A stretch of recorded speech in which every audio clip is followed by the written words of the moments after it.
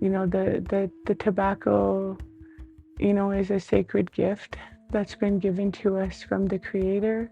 Of creation was a part of our inherited responsibility to look after.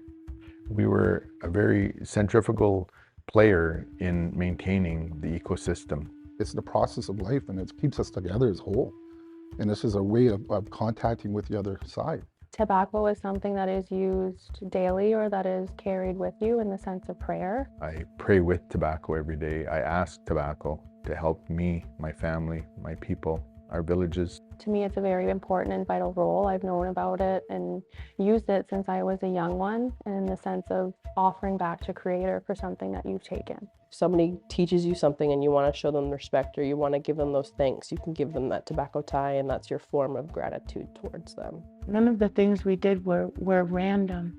They had to do with survival and medicine and communication with Creator and the enhancement of our spirituality. And that's the original use that we had for it prior to any of the smoking type of tobacco. Everybody that smoked tobacco was that in tune with the Creator. We'd have a very spiritual society.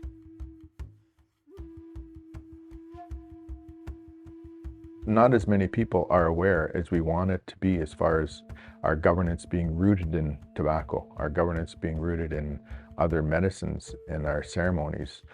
The reason that Europeans came again was for trading relationships, and they found a ready-made system of trading relationships that already existed here. Indigenous people have the right to make law and the right to manage all of our natural resources, as we're in the habit of doing.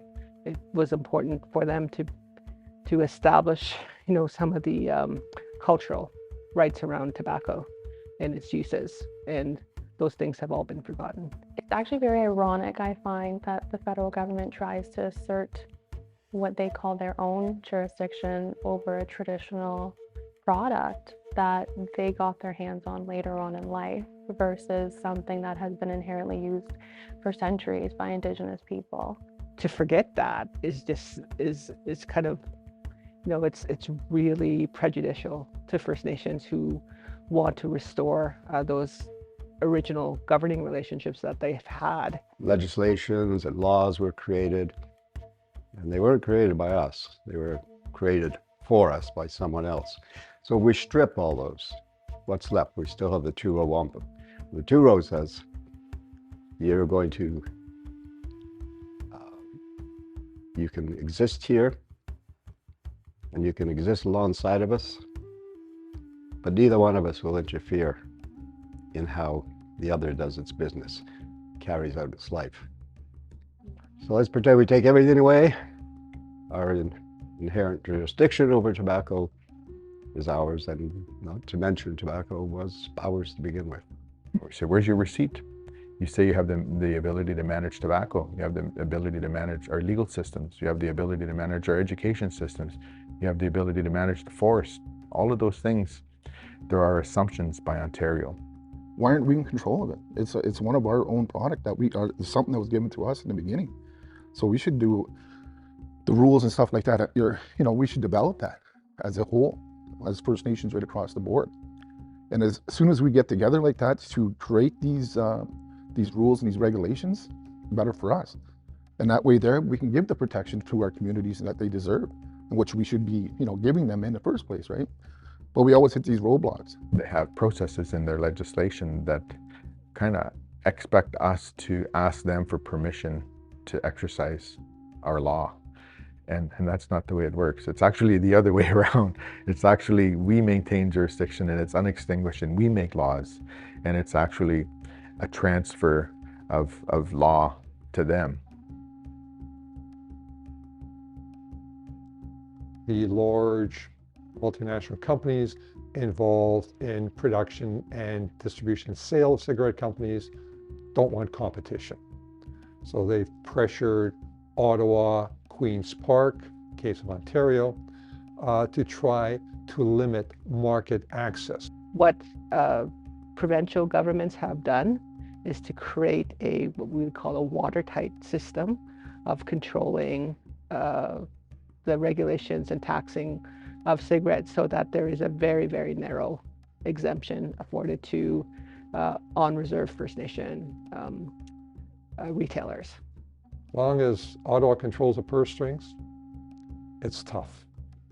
So it's easy for me to give advice. I don't live there. I don't suffer the consequences. I think First Nation industry actually thinks that they have to be such a low market price, and that they don't necessarily need to be, that they can compete with the mainstream manufactured products. We started to work with Ontario probably in the 70s, where they started to give us a tobacco quota. And they said, you can have this many cigarettes for your people, and you can sell this many cigarettes per person in your villages, and that's all. And that's all you can do. And you better keep track of which Indian gets how many cigarettes, and who gets this. It's an archaic, colonial, it's a race-based type of policy. Has been lots of pushback and lots of struggles over the years. Lots of different changes in law, lots of different changes in capping of sales, like just lots of funny pieces of like federal law trying to be implemented on reserve. So it's a fine line to walk, that I feel like.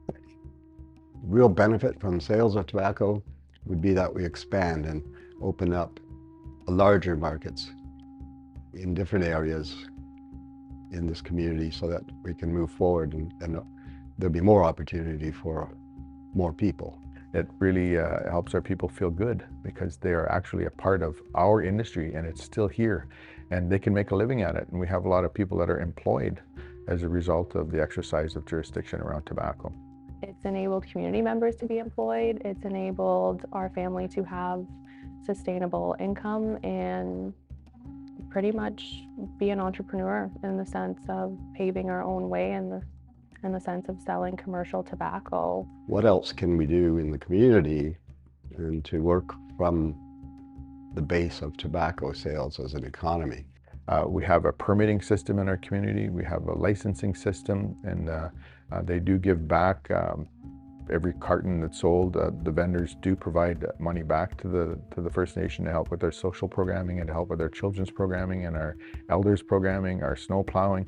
You know, recognizing that people that sold tobacco commercially and in stores benefited, and it benefited their families, and in some cases it allowed those businesses to help things in the community, like sponsor a sports team. There's always the tobacco fund that families can access in regards to money and getting money for sports, but I feel like there should be other things where they can support the community, whether that be donating a certain percentage to the food bank or donating money so that like we can get new basketball nets or a new park or something along the lines that's going to benefit the community. It all comes around and helps our people.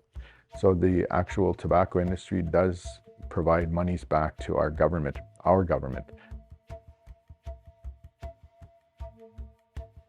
For us, we have older agreements, and we expect those to see the light of day and be honored today. And that's what we all inherited. That's the legacy that we inherited. And not only are our ancestors hoping that the fulfillment of those agreements are honored, but also the Colonial and those other people that were there that worked through those expect that we honor the way the expectations were supposed to look today, the spirit and the intent of those agreements. It's really important, like if we are in the era of self-determination, which I think we are, that Indigenous governments work on a government-to-government basis to sort out these regulatory inconsistencies. For us to get moved forward in this world now, it's just that we have to get together as a nation. The other governments have to be open and have to be understanding of the change that is going to come as a result of being able to be where we need to be. I think that's something that definitely can be achieved by working between Indigenous governments and Crown governments. It's probably only can be achieved in that way, by working together. You know, explain this to me. You claim you're sovereign, you're independent people. You are. You never gave that up in any of the treaties. So why are you saying this foreign law, which it is what grants you your sovereignty? It makes no sense for me. And I'm a white settler. And I'm saying this. If you're sovereign, declare it. Then create your own constitution, your own legal system, and go from there. We're not the renters. We're the landlords here. You know, basically is what we're trying to get across now. But I'm being on in a fair sense though too, right? You know what I mean? Just trying to negotiate a lot of things and say, it's time for us to actually stand up and say, okay, this is what we are. This is who we are. And this is where we've been for thousands of years, and we're not leaving.